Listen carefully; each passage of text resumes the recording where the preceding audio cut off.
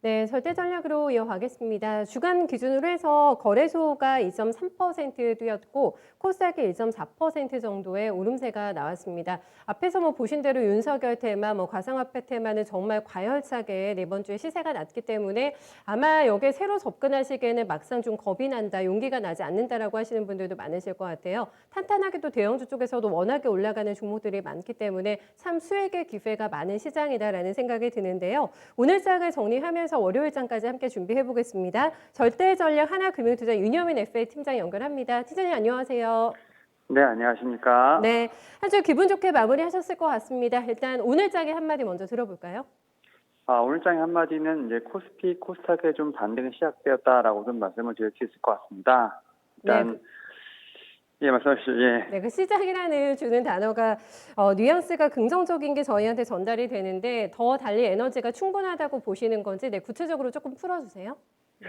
일단 코스피 같은 경우는 3,100선을 어느 정도 탈환하는 모습을 좀 보여줬는데요. 물론 이제 아직까지는 저항 자리가 좀 남아있기 때문에 한 번에 넘기기는 좀 힘들 것 같고요. 어제 오늘처럼 몇 번의 좀 매물 소화를 좀 하면서 좀 추세 전환을 어떻게 보면 준비하는 모습을 좀 보여준다라고 말씀드릴 수 있을 것 같고요. 사실 코스닥 같은 경우도 이제 970선을 좀 찍고 살짝 조정을 좀 받았는데요. 950선에서 한 2주 정도 좀 횡보세를 이어가고 있다가 지금 다시 올라온 모습을 보여주고 있기 때문에 오히려 이런 좀 긴 기간 조정을 좀 끝내고 이제는 다시 한번 좀 반등의 어떤 좀 빌미를 좀 만들었다 이런 측면에서 봤을 때 오늘의 어떤 상승은 좀 상당히 반갑다라고 좀 볼 수 있을 것 같습니다. 네, 그렇다면 거래소보다는 코스닥이 약간은 좀 더딘감이 있는데 양시장의 반격이 같이 시작이 되고 있다 이렇게 얘기해 주셨잖아요. 그 속도 측면에서도 좀 올라가는 기울기라든가 이런 것도 조금 비슷할까요? 일단은 최근에 봤을 때는 좀 코스닥이 조금 코스피보다는 좀 빠르게 움직였던 부분이 있습니다. 일단 코스닥 같은 경우는 이제 950선을 좀 빠르게 장악을 한 후에 한 2주 정도 좀 횡보를 하면서 사실은 좀 코스피를 좀 기다리는 감이 좀 없지 않아 있고요. 오히려 좀 코스피 같은 경우가 좀 많이 좀 조정을 좀 길게 받았는데 이제는 좀 코스닥이랑 코스피가 좀 같이 올라온 모습을 보면서 좀 어느 정도 키높이가 좀 맞춰졌다라는 생각이 들고요. 이제는 좀 다음 주부터는 조금 같이 좀 어떻게 보면 움직일 수 있는 그런 부분이 좀 되지 않을까라고 좀 말씀을 드려보도록 하겠습니다. 네, 알겠습니다. 같이 잘 달릴 것 같다라고 얘기해 주셨어요. 그렇다면 오늘 장에 좀 체크 포인트는 어떤 것들 좀 짚고 계실까요? 일단 세 가지 정도 좀 말씀을 드리겠는데요. 좀 매크로적으로 보게 되면 지금 수출과 관련돼서 좀 말씀을 드릴게요. 지금 3월에 지금 일평균 수출액이 22.4억 달러가 좀 나오면서 역대 3월 실적 중 최고를 좀 기록을 했습니다. 일단은 품목별로 보게 되면 석유화학이 좀 가장 좋았고요. 자동차라든지 기계도 좀 거의 역대 최고치를 좀 근접하는 모습을 좀 보였습니다. 결국 이 말씀을 다시 한번 드리면 어떻게 보면 반도체가 지금 슈퍼사이클이라고 하는데 반도체의 어떤 독주뿐만 아니라 여러 가지 지금 섹터에서도 상당히 큰 힘을 내고 있다라고 좀 볼 수 있다라고 볼 수 있을 것 같고요. 그리고 이제 두 번째로는 바이든 대통령의 어떤 인프라 투자안을 좀 기점으로 해서 좀 성장기에 좀 반격이 좀 시작됐다라고 볼 수 있을 것 같습니다. 일단 2.2조 달러 어떤 인프라 정책이 좀 나왔고요. 사실 전통 SOC라든지 이제 하이테크, 그린 에너지 등 이제 다양한 분야에 좀 투자를 할 것으로 지금 예상이 되어 있는데요. 사실 이제 SOC라든지 신재생 에너지와 관련된 부분이 어떻게 보면 좀 관련된 섹터가 아닐까 생각을 하고 있습니다만 제가 볼 때는 5G라든지 전기차, 2차 전지 그리고 더 나아가서 반도체까지도 좀 수혜 섹터가 예상이 되고 있기 때문에 기존의 성장주에 어떻게 보면 좀 반격이 좀 시작될 수 있다라고 좀 볼 수 있을 것 같고요. 그리고 세 번째는 오늘 같은 경우 좀 자동차 섹터의 좀 약진이 좀 상당히 눈에 띄었습니다. 반도체도 상당히 좋았지만 현대차랑 기아차의 좀 상승이 좀 더욱 돋보였는데요. 현대차가 이제 구글과 합작사 설립에 대한 이런 뉴스가 좀 나오긴 했습니다만 차량 판매 대수라든지 앞서 말씀드렸던 이제 바이든 대통령 인프라 투자안이 상당히 좀 큰 모멘텀이 된 것으로 보이고 있습니다. 특히 이제 현대차라든지 기아차 같은 경우 3월 미국 시장에서 역대 최다 판매량을 좀 기록을 했기 때문에 이러한 부분들이 좀 자동차 섹터에 좀 활력을 불어넣었다 말씀드릴 수 있을 것 같습니다. 네. 또 타이거 우즈 효과도 봤다라는 분석이 또 같이 나오더라고요. 미국에서 판매량이 많이 올랐기 때문에 여러 가지 호재를 이제 제대로 반영해주고 있는 자동차 쪽의 움직임도 많이 눈에 띄셨던 것 같아요. 이런 완성수와 함께 오늘 부품주가 더 탄력적으로는 강했던 것 같은데 같이 좀 묶어서 다 보는 게 좋다라는 말씀이신가요? 자동차 쪽은? 네. 예, 일단 뭐 저는 같이 좀 보는 게 좋다라고 말씀드릴 수 있을 것 같고요. 사실 뭐 제가 현대차랑 기아차를 좀 말씀을 드렸지만 일단 뭐 대형주를 좋아하시는 분들 같은 경우는 뭐 현대차, 뭐 아니면 현대모비스가 상당히 좀 눈에 들어온다 말씀드릴 수 있을 것 같습니다. 뭐 현대차나 뭐 현대모비스 같은 경우는 최근에 좀 많이 좀 조정을 받았죠. 많이 좀 조정을 받았습니다만 이제는 이제 전기차에 대한 모멘텀뿐만 아니라 향후에 어떤 모빌리티 섹터로서의 어떤 진화가 보여주고 있는 부분이 있기 때문에 현재 상황에서도 충분히 좀 매수가 가능하다라고 좀 말씀을 드릴 수 있을 것 같습니다. 알겠습니다. 이제 다음 주가 저희가 좀 바쁘더라고요. 일정이 많고 이벤트 주간이기 때문에 챙겨야 될 뉴스거리들도 많고 이렇습니다. 다음 주 일단 중요한 일정과 체크 포인트 먼저 좀 정리해 주세요. 일단 한 세 가지 정도가 좀 눈에 띄는데요. 좀 4월 7일이 좀 상당히 중요할 것 같습니다. 일단 뭐 삼성전자 1분기 잠정 실적 발표가 좀 되어 있는데요. 일단 삼성전자 같은 경우는 증권사의 어떤 컨센서스가 좀 계속해서 좀 업데이트되고 있는 상황입니다. 뭐 사실 좀 여러 가지 좀 차이점이 있긴 한데요. 매출 같은 경우 뭐 60조 대, 영업이익은 8조 7,500억 정도가 지금 예상이 되고 있다고 볼 수 있을 것 같은데요. 매출 같은 경우 전년 동기 대비해서 10%, 영업이익은 한 35% 정도 증가할 것으로 전망이 되고 있습니다. 하지만 이제 일부 증권사에서는 뭐 최대 매출이 이제 65조, 영업이익이 좀 10조 원까지 달할 것이라는 좀 상당히 긍정적인 리포트가 좀 나오고 있는데 일단 뭐 이거는 컨센서스가 좀 다르긴 합니다만 분명한 건 1월하고 2월 대비했을 때 3월 들어서 나오는 이제 리포트 같은 경우는 이제 영업이익이 상당히 올라가고 있다는 점.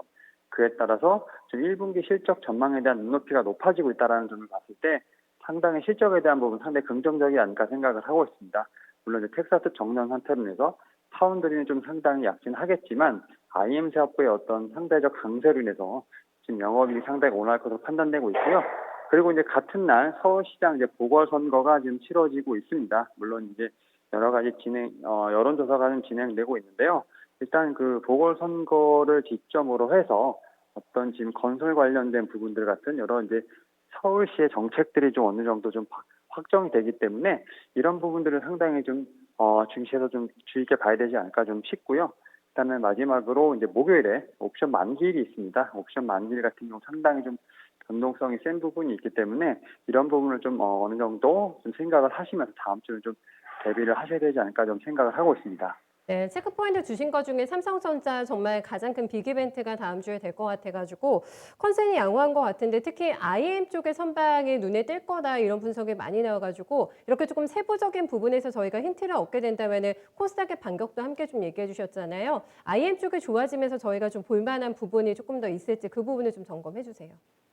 일단은 앞서 말씀드린 것처럼 이제 바이든 대통령 인프라 투자와 관련돼서 뭐 5G 관련된 부분들도 상당히 수혜가 예상된다고 말씀드릴 수 있을 것 같고요. 뭐 최근에 삼성전자의 어떤 이제 공시도 있었죠. 지금 뭐 수출도 있었고, 일단 말씀하신 것처럼 이제 반도체보다는 IM 쪽에 어떤 좀 수혜가 예상이 되고 있기 때문에 최근에 좀 억눌렸던 뭐 통신 장비 섹터도 분명히 한번 움직일 것으로 판단되고 있습니다. 그리고 최근에 통신사 중에서도 뭐 SK텔레콤 같은 경우는 이제 분할에 대한 부분이 계속 언급이 되고 있었죠. 이에 따라서 좀 작년에 많이 못 갔던 그리고 또 올해 같은 경우 이제 좀 투자가 좀 지연되면서 주가가 많이 오르지 못했던 통신 장비라든지 통신사가 좀 어느 정도 움직이지 않을까 좀 생각을 하고 있습니다. 뭐 통신사 같은 경우는 대표적으로 SK텔레콤이 상당히 좀 눈에 띈다라고 볼 수 있을 것 같고요. 통신 장비 쪽에서는 이제 뭐 KMW라든지 이노와이어스 같은 종목들이 좀 상당히 좀 다시 한번 탄력을 받을 수 있지 않을까 좀 생각을 하고 있습니다. 네, 알겠습니다. 기회 잘 찾아보겠습니다. 마무리 절대 전략으로 한번 가볼까요? 네. 일단은 다음 주 같은 경우 좀 수급이라든지 실적이 좀 개선이 되는 좀 개별 종목에 좀 집중을 해야 되지 않을까 좀 생각을 하고 있는데요. 사실 이제 실적 시즌이 좀 다가왔습니다. 실적 시즌이 다가왔기 때문에 실적이 좀 상당히 기대가 되는 종목들을 좀 봐야 될 것으로 판단되고 있습니다만, 뭐 실적이 좋다고 해서 다 어떻게 보면 수급이 좋지는 않습니다. 이에 따라서 좀 수급이 좀 추세적으로 이어지는지에 대한 부분을 좀 확인이 좀 필요하다 생각이 들고 있기 때문에 어떤 지속적으로 수급이 좀 이어지고 있고 실적이 개선되고 있는 어떤 개별 종목의 어떤 확인 및 그에 따른 좀 어떤 지속적인 관심이 필요하지 않을까 좀 말씀을 드려보도록 하겠습니다.